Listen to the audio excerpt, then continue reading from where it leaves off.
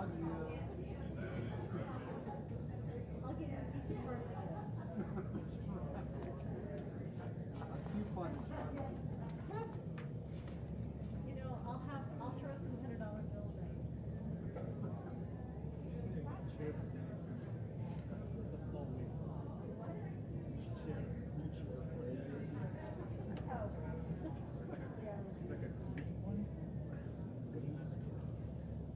Oh, we could do that. I'm also going to build a hockey rink. Oh, that's right. You have your own hockey team. Fighting Susie. No, I have the Sweaty Yetis. Oh, Sweaty Yetis. I And like that. and the Sweaty Betties. Whoa, That's my ooh, women's that's team. With your women's team, Yep. Sweaty Betties. Can I buy a t-shirt? We don't have one. It's only like 10 games for the summer. Wow, that's cute.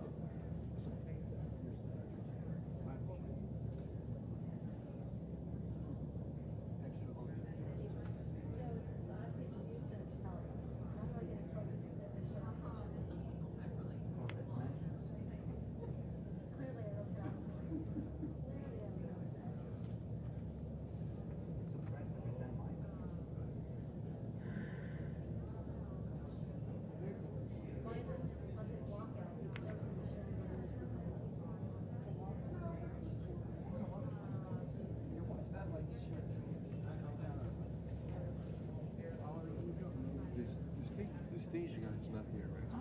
The stage guy. I don't know, Jeff.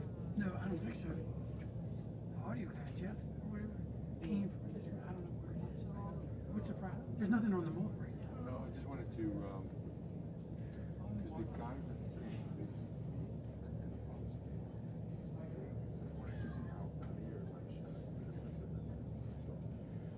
You know what? I thought it was your team right now.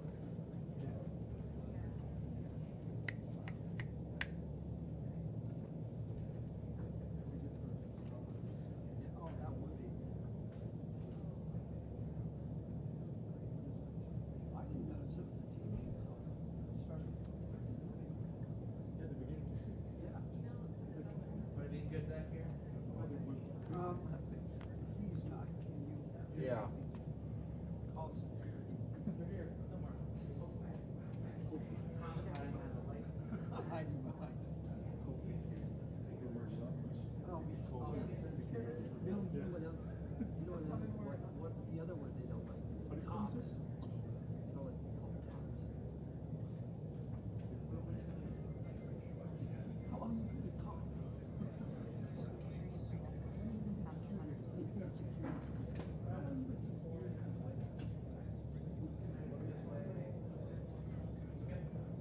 Hey, can I get a focus here? There we go.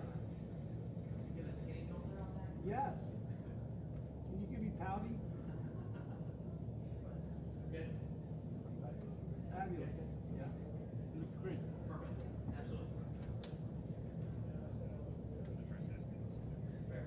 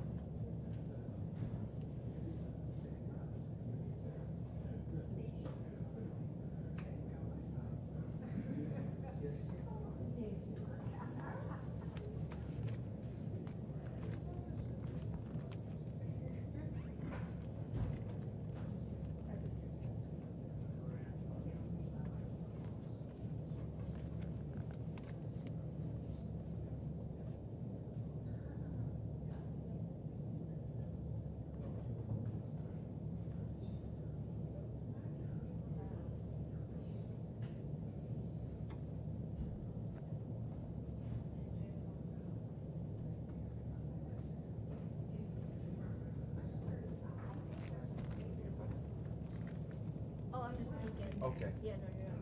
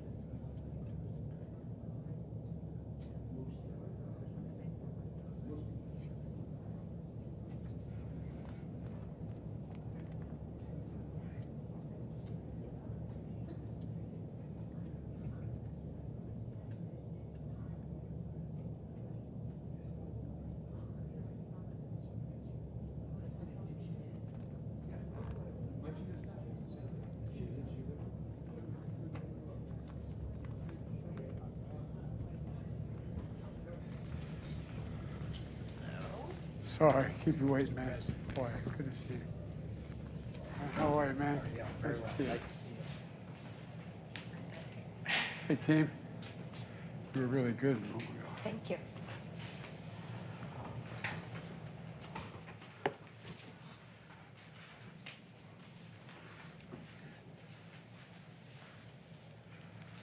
Hello, folks. Can they hear me up on the stage here? Well, let me begin by saying I apologize being a little late. There's a vote going on right now that I've a mild interest in, and I apologize for keeping you waiting. First of all, I want to thank the CEOs from some of America's leading companies, from technology to financial services to travel and retail. And we're here, we'll hear directly about the outlook for their businesses and the economy from their perspective, and how we transition from a historic economic recovery to a stable, steady growth and lower inflation without letting go of all the historic gains we made over the last 18 months. But before we get started, I want to say two things about the GDP report we received this morning. First, it's important to start with what we know before this morning's report. Our job market remains historically strong. Our economy created more than 9 million jobs since I came to office, in no small part because of the people on this stage. Our economy created more than 1 million jobs in the second quarter, the same period as today's GDP report covers. And our unemployment rate is 3.6%, near a record historic low. Secondly, households and businesses, the engines of our economy, continue to move forward. Just this past week, SK Group from Korea was here at the White House to announce $22 billion in new investment in semiconductors, advanced batteries, and electric vehicle chargers, and medical devices. That's on top of the $200 billion in clean energy investments in America from other businesses since we took office, all powering the strongest rebound in American manufacturing in 3 decades. Now, there's no doubt we expect growth to be slower than last year and the rapid clip we had. But that's consistent with the transition to a stable, steady growth and lower inflation. There's going to be a lot of chatter today on Wall Street and among pundits about whether we are in a recession. But if you look at our job market, consumer spending, business investment, we see signs of economic progress in the second quarter as well. And yesterday's Fed chairman, the Fed chairman Powell made it clear that he doesn't think the U.S. economy is currently in a recession. He said, quote, "There are too many areas of where the economy is performing too well." I said too well, T-O-O, too well. He pointed to the labor market as an example. The best thing we can do right now is put our economy in a better position to make the transition to stable, steady growth for Congress to, and is steady, stable growth is for Congress to act. That's the best thing we can do. They're voting right now, as I said.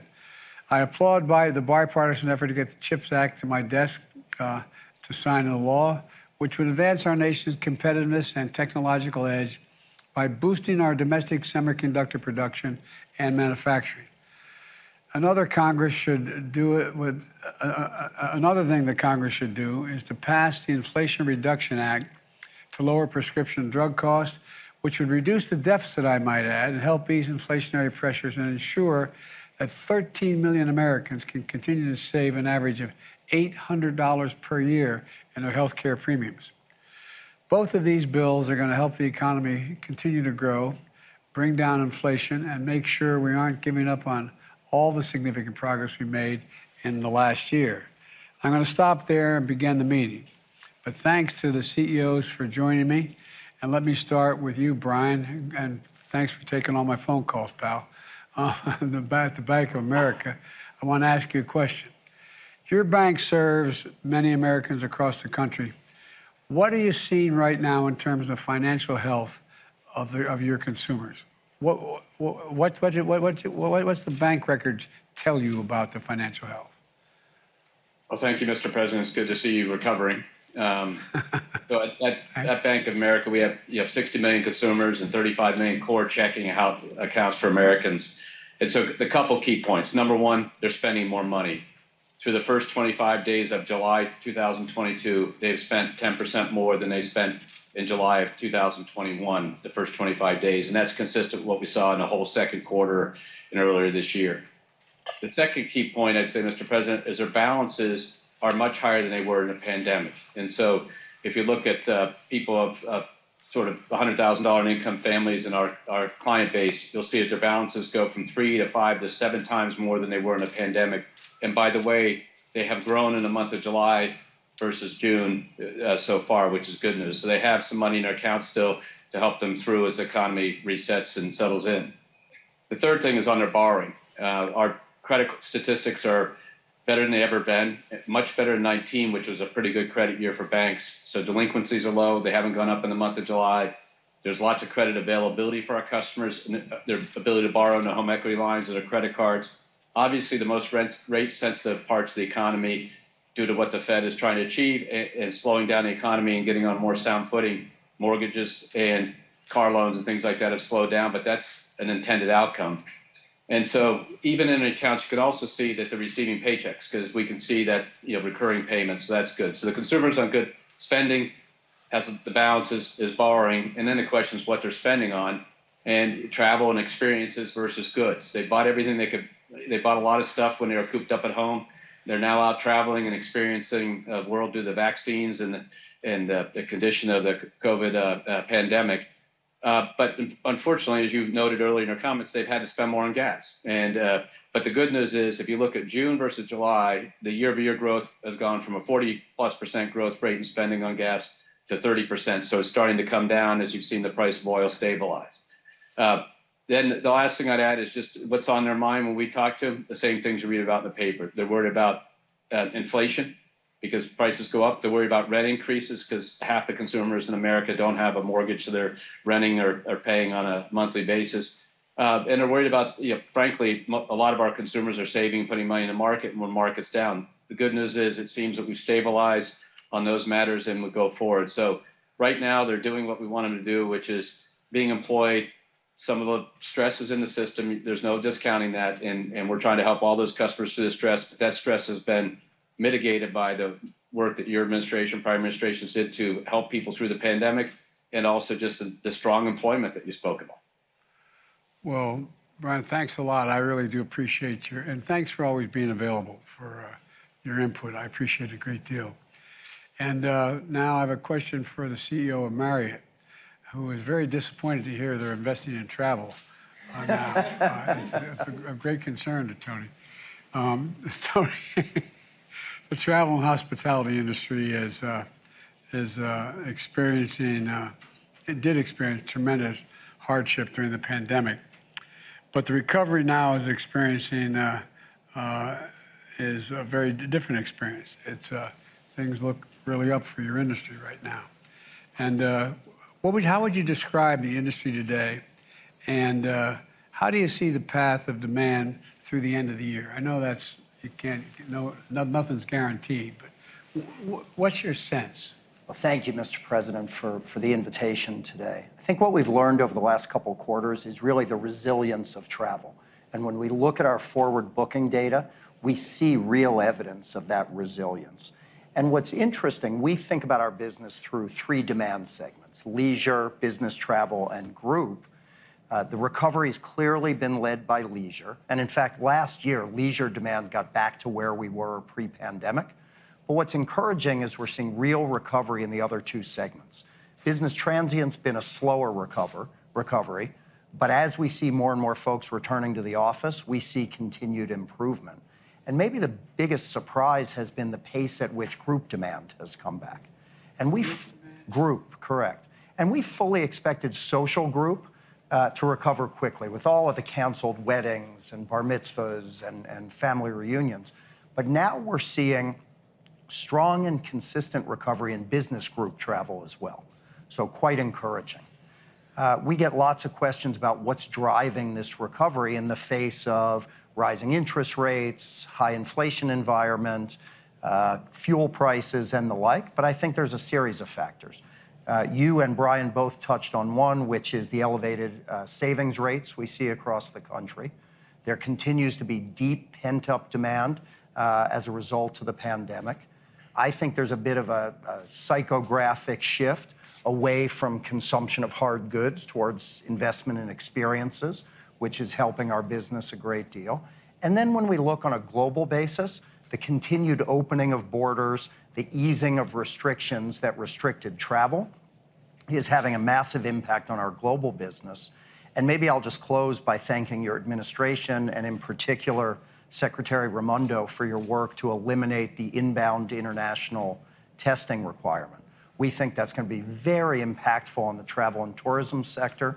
And in fact, the U.S. Travel Association just came out and said they expect the direct impact of that change to be an incremental more than 5 million visitors to the U.S. in the balance of this year, spending more than $9 billion. Well, that sounds pretty encouraging overall, not just for this summer, but looking forward. One of the things I want to ask you about is that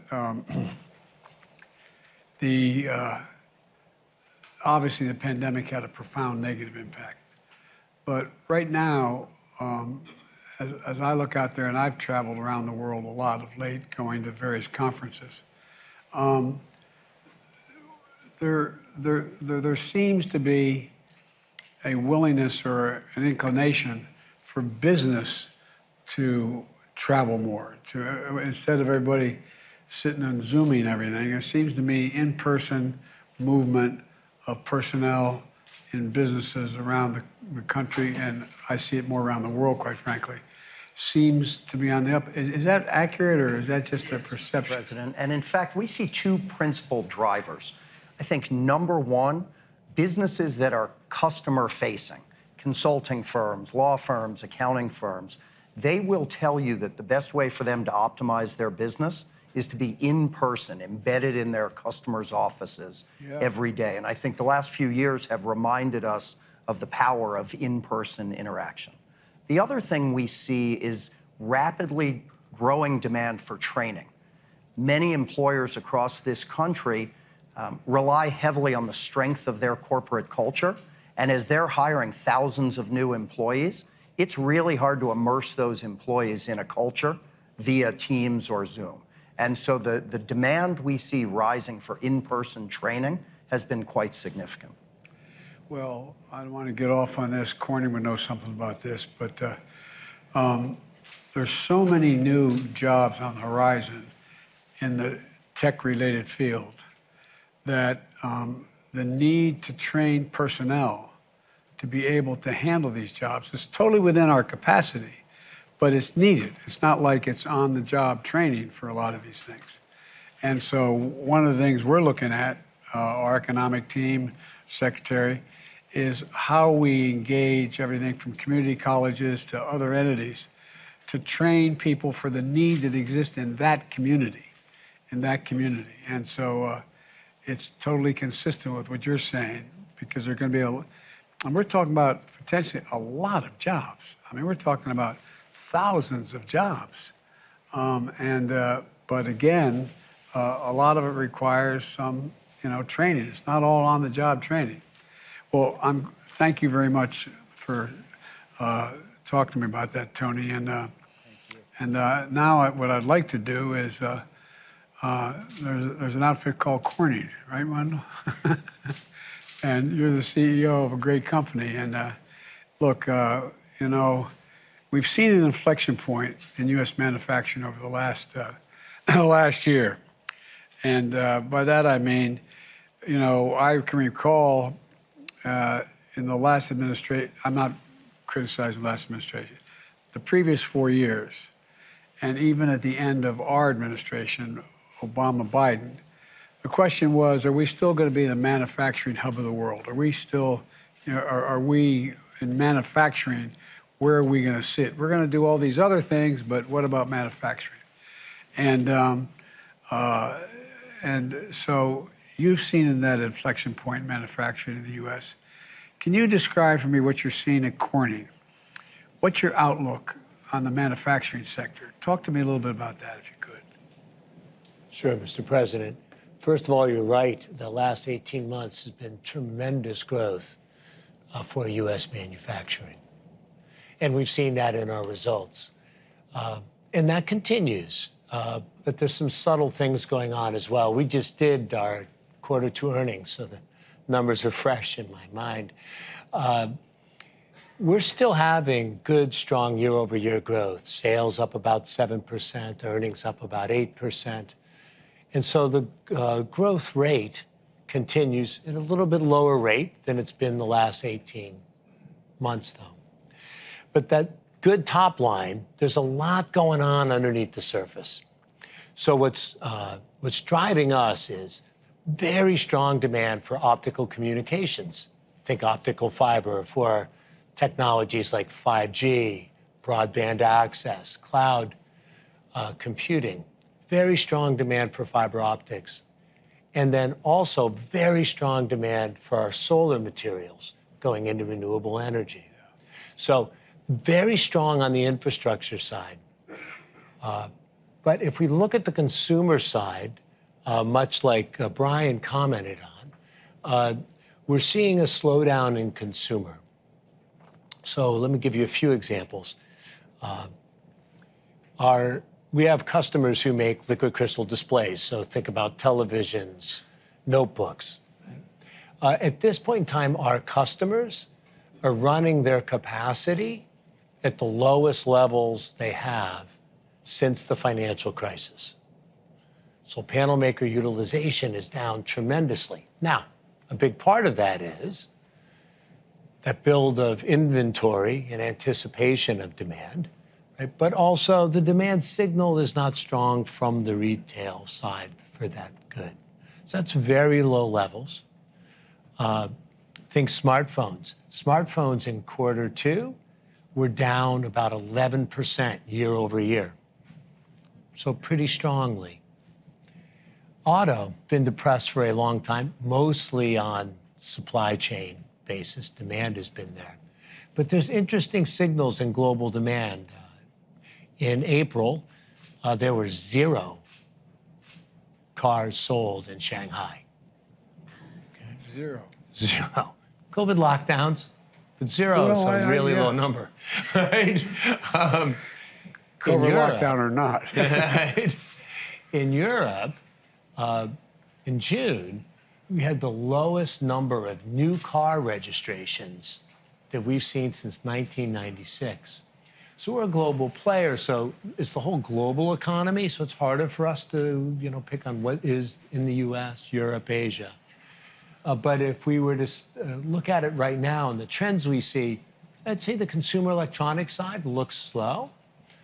Automotive, not really strong, can't quite sort between supply chain issues or demand.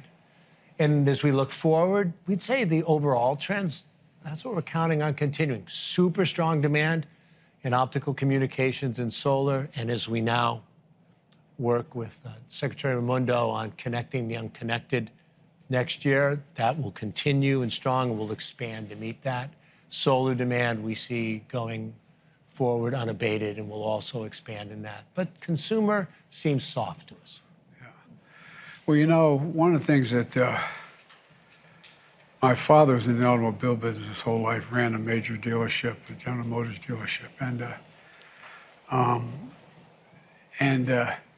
You know, growing up as a kid, you knew whether cars were selling or not, based on tuition and whatever things. But all kidding aside, I was, I knew, but I never had tried to visualize how critical the high-quality computer chips were for an automobile. And a significant part of the slowdown that occurred when it hit is inflation, the cost of automobiles. People are not buying them, also because they cost so damn much. There's so few of them. They're not manufacturing nearly what they were able to manufacture in the past because of the fact that there's lack of computer chips. But it's not just automobiles. There's anything, you know, phones, cell phones, a whole range. Whereas I found it interesting you talking about how, you know, on the fiber optic piece, that is moving. But how much of that do you think is related to the fact that we put in an infrastructure bill that provided billions of dollars for connecting the internet, for having the ability to access the internet, because we're making it available, quite frankly, with all the money we're spending to make it available to every home in America, every neighborhood. I mean, I'm not sure I'm asking the question properly. I think you know what I'm trying to get at. So talk to me about the difference, demand relating to where we fund it, and we're talking the fiber optics needed to deal with everything from solar to broadband in communities that don't have it now. I mean, one of the things I found was that, and the four of us have talked about this a lot, five of us have talked about this, is, you know, in the middle of the pandemic, going by a McDonald's and seeing a bunch of families sitting out there in the parking lot, not eating a hamburger, but connecting to the internet because they had no access to internet, so their kid could get access to the schooling they needed. So talk to me a little bit about how much of this is driven by the inability to afford it or the lack of desire to get it, and how much is driven by when the government is invested in it, it makes a difference. I'm not sure I'm asking the question. I totally understand your question, Mr. President. It's a very good question. So the direct impact of the BEAD program, or the government effort to connect the unconnected, in this year, direct impact is very low. That really starts to come into its power next year. But there's also an indirect impact, which is the commitment of the government and of the administration to making sure we build the infrastructure that's required, really does make a difference in the behavior of all the players. Yeah. So what we're seeing, though, is just strong demand from our carrier customers because they want to be the ones that connect folks. And they're building out 5G, new tech, which needs a lot more fiber optics than 4G. And then cloud computing also needs a lot more fiber. So those are the big secular trends. But I mean, we shouldn't underestimate the power of positive leadership on things like infrastructure. Solar also. You know, you're in the midst of passing a significant bill as we speak, hopefully, right? But if that goes through, you can expect that to trigger not just the direct government piece, but by providing that leadership, others will come in with much more serious money, right, to be able to magnify it. So it's hard to answer your question. It's a great question, but it's a very subtle effect. Well, I think you've answered it, because one of the things the Secretary has talked about is that when the government's in on something that everyone acknowledges is useful and needed, like, the fiber optic change, then everybody goes, well, maybe you're trying to tell me something, huh? Oh, so far, we've got 217 yes votes for the CHIPS bill. And the House has passed it. Sorry for the interruption. But, Madam Secretary, talk a little bit about what private sector attitudes change, if they do, if the United States or the government is taking a risk and a chance on betting on by putting their dollars where their money where their mouth is in terms of what needs to be done. Yeah. First of all, congratulations. That is huge. I don't want to. Been trying a long time. Yeah, we have been. And you, the president has been amazing in his leadership on this. So thank you. Thank you. I'm a lawyer. I don't know anything about anything. You know how to lead, and that makes a difference. Well, this is a perfect example, semiconductors. I mean, the private sector is waiting for a signal, and they want predictability. There's nothing that unlocks private capital like predictability. So when the government steps up and says, we're going to invest in infrastructure, solar, chips, it provides predictability and investments, and it will encourage, I think, a lot of private sector capital to follow along. Not to mention the fact that what we're investing in, semiconductors, broadband, roads, bridges, solar, we need this. We need this to compete, as we talk about. So I think it's very significant.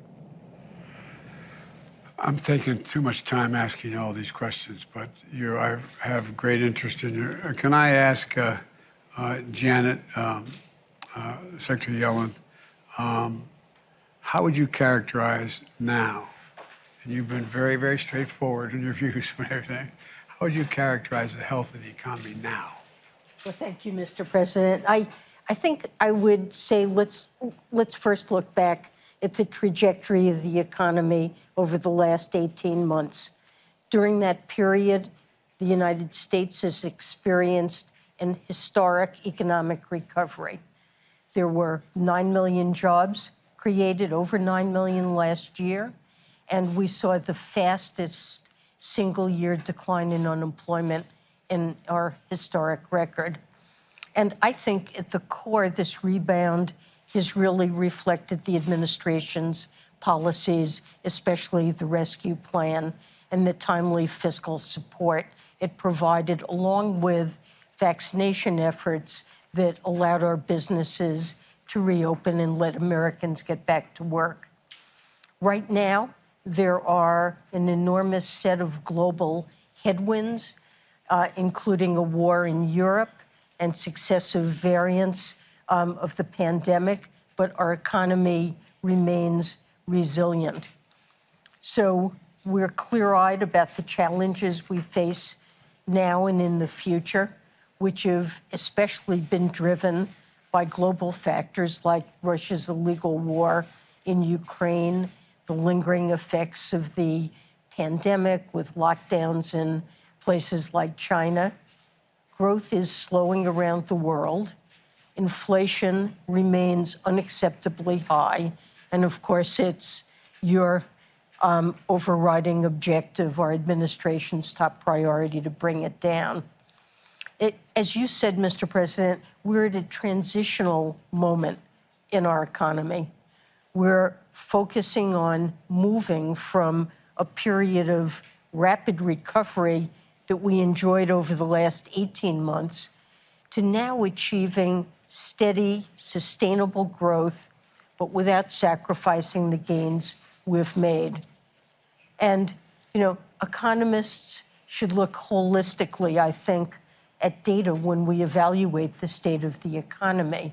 And we can see, for example, from today's GDP report, that growth in private demand has slowed. That does indicate an economy that is transitioning to more steady and sustainable growth. But job creation is continuing. Household finances, as we've discussed and Brian discussed, household finances remain robust. Consumers are spending. And I believe that in the months to come, with skill and luck, it will be possible to maintain that strength, particularly the strength we enjoy in the labor market, while easing the tightness that has been driving inflation. We know there's an old expression, a baseball coach of the Dodgers years ago, Leo DeRocha, said, "I'd rather have Lady Luck sitting on my bench than skill." My grandfather was an All-American football player at Santa Clara in the turn of the century. You say, no, I'd rather have luck and skill on the bench. So we're looking for both. Let me just say before I yield to you, Brian, and we can move on to the rest of the folks here. It's interesting and totally understandable why the vast majority of the American people have no idea what the recovery plan did, what the government did at all. I mean, the reason why we still had teachers in school, kids going to school, the reason why we had cops on the beat, the reason why we had essential workers, states couldn't afford it, cities couldn't afford it, towns couldn't afford it, counties couldn't afford it. So we came up with this rescue plan and gave them billions of dollars to keep the economy in their cities and towns and states moving. And one of the things and I fully understand it, like I said, I was raised in one of those households where when the price of a gallon of gasoline went up, it was a topic of discussion around the kitchen table. We weren't poor. We were just typical middle-class family in a 3-bedroom house with 4 kids and a grandpa. But all kidding aside, we lived fine. But it mattered. It mattered whether the price of gasoline went up. One of the things that I find is I look at, and I take it very seriously, the confidence level of the American people in the economy, and they're so down, and they're looking. There's reason to be down, but I started thinking about it. And Brian, you and I talked about it just a little bit. You know, the first year we were able to, with the rescue plan, we were able to send them a check for $8 grand. I mean, a check. One, and beyond that, by the way, there's more than that. But if you're making 120 grand and you get a check for $8 grand, that's a lot of money. And so it helped save a lot of people in terms of getting thrown out of their homes and rental housing and a whole range of things. But I started thinking about it, just as somebody who's raised a middle-class kid.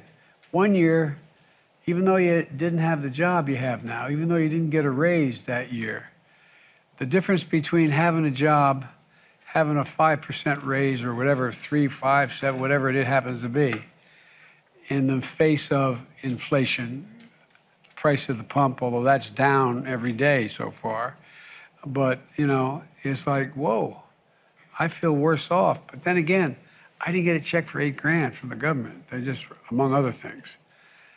Does that make any sense to anybody, or is it just me? Well, it really makes a huge difference, Mr. President, because, as you said, it kept food on the table, helped people take care of their kids, especially at a time when many were out of school and it was hard to work. And the spending it generated put people back to work. And, as I mentioned, we've seen the biggest stretch of job creation that got America back to work. And we need to bring down inflation, but we need to preserve the success that plan achieved in the labor market.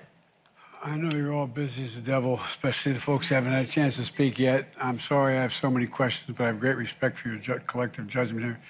Brian, I'm yielding to you. I'm going to shush up. We're going to transition here and move the press out. But I think on the point that you just made is one of the things that Brian Moynihan said was, household balance sheets, part of the reason why household balance sheets have held up the way that they have, and you mentioned the word resilience too, part of the reason why household balance sheets have held up the way that they have through a lot of uncertainty.